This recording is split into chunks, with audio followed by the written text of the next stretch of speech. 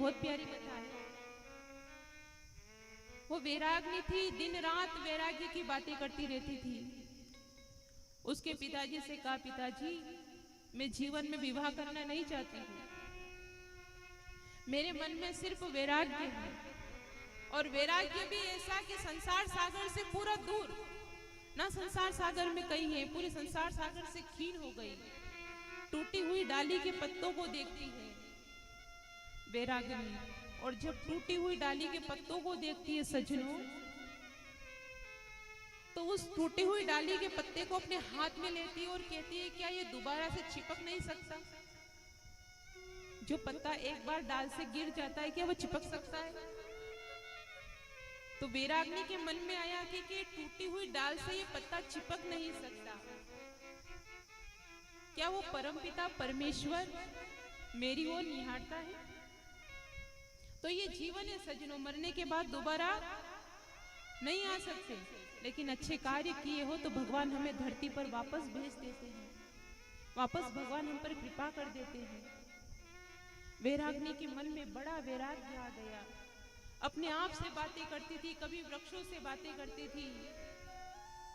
करते करते समय व्यतीत हो गया, लेकिन एक दिन राजमहल में चोर घुस आया।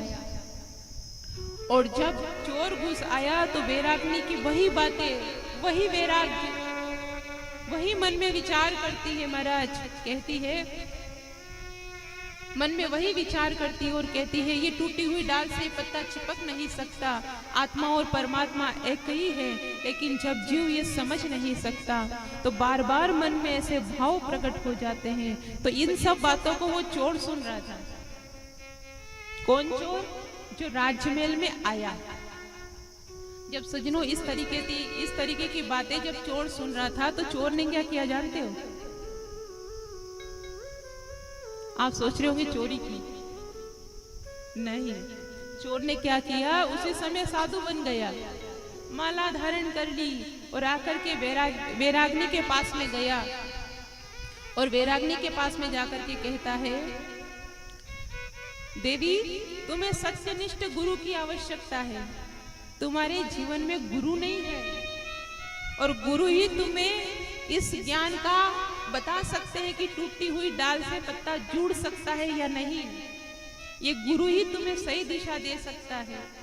हे वैरागिनी, मैं तुम्हारा गुरु तुम्हारे सामने खड़ा हूँ, क्या तुम मुझे गुरु बनाना नहीं चाहती? वैरागिनी प्रसन्न हो जाती हैं और कहती है, महाराज आज तो मेरा बड़ा सौभाग्य है, मेरे दिन खुश हो गए, आज मेरा भाग्य परिवर्तित हो गया, आज मेरे जीवन में गुरु आ गए। सज्जनों बड़ी विचलित हो जाती है, बड़ी खुश हो जाती है, नेत्रों से अश्रु की धारा बहने लगती है। और जब अश्रु की धारा बहने लगी कि आज मेरे जीवन में गुरु आ गए, और जब जीवन में गुरु आते हैं तो पूरा